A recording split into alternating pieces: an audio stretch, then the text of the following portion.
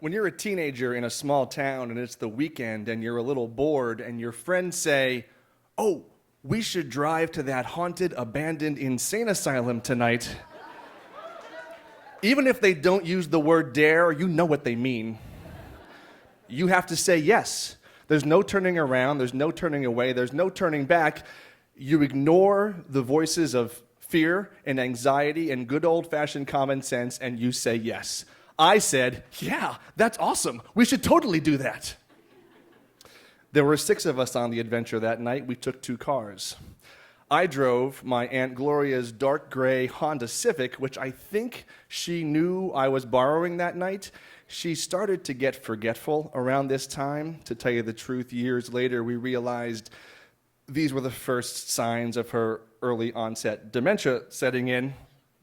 My friend Gumby, his nickname was Gumby, we called him Gumby.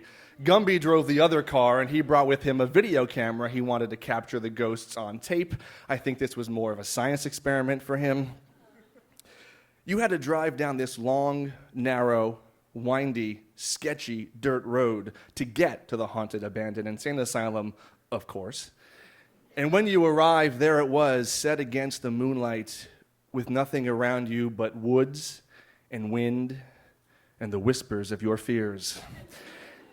As soon as we got there, 2 of my friends grabbed Gumby's video camera and they ran with a baseball bat that we brought, because that's how you fight ghosts. They ran to the back of the building so they could go inside, and Gumby and some others went after them. And then I went, at my own pace, a little slower. I wasn't scared, don't say that. I was a methodical, pragmatic young man. And look, ghosts or no ghosts, who knows what or who could be in an abandoned building in the middle of nowhere. But I was, calming myself, and I was saying, "Joe, it's going to be fine. They're going to go in there, they're not going to see anything, and then we can go home and have chicken wings and watch 120 minutes on MTV like we always do." And as I was giving myself this little pep talk, I heard a boom, a crash, a bang, a smash from inside the building, and I froze on the spot. I think I heard a werewolf in the distance, but that might have been my imagination. And then twice as fast as they ran toward the building, my friends came running away from the building, and they were screaming, "We gotta get out of here, there are people inside." Now, I don't know what kind of people, living, dead, I wasn't gonna ask, I just booked it back to the car with them. Now, one of my friends is still carrying Gumby's video camera, and it's running, and we play the tape later, and all you can hear is, and he dives into Gumby's car, and in the background, you can hear the screeching sound of that Civic tearing down the dirt road with me behind the wheel. In my rearview mirror, I can see Gumby's headlights, so I know he made it out okay. And behind him, I see another pair of headlights, which is weird because we didn't bring a third car. And it's now when I realize we are being chased down this windy, sketchy dirt road away from the haunted, abandoned insane asylum. Now, one of the guys who was in the building is in the car with me, and I'm like, "Dude, what happened? What did you see?" And he's like, "There were people in the rafters, and we saw their faces, and they were throwing things at us, and now they're chasing us." And I was like, "I know they're chasing us," and I should have known, because you know what? Ghosts are never the problem. People are the problem. Now, right now, Gumby's car is like on my bumper. I'm afraid he's gonna monster truck me over this street. But I'm going as fast as I can while trying to maintain control of the Civic.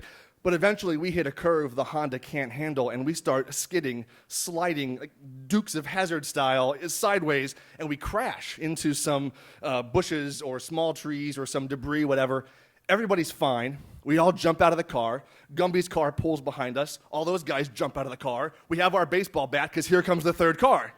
And the third car pulls up, and the driver yells out the window, "Are you guys okay? Did you have a crash? What's the It's like a dude. It's like a suburban dad. It's a coincidence. He's on this road."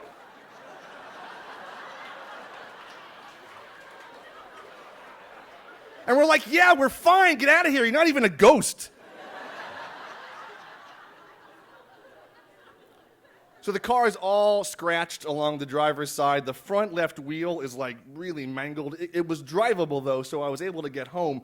But if I was nervous about our ghost hunt, the true point of no return was on the horizon. I had to tell my parents what happened to Aunt Gloria's car.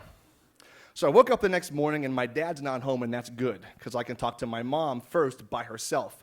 So I take her outside and I show her the car and I tell her what happened and where we were and what we were doing. And she's kind of taking it all in. And we go inside and she says, Joseph, you cannot tell your father what happened to this car. He will never let you drive again, and I am not driving you everywhere you go. So as we're discussing this, the front door opens and we know it's my dad. Now my dad, he always called my mom dear.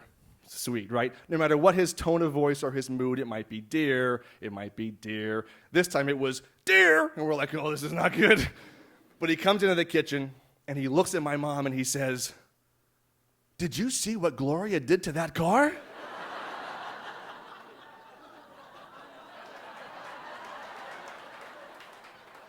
And I look at my mom, and she is all business. She is game face. She is focused. And I think it's up to me. I have to do this. I have to take responsibility. I mean, can I really let poor Aunt Gloria in her early onset dementia take the blame for my haunted Honda car crash? Yes, I can. And I did, and I got away with it. Thank you very much.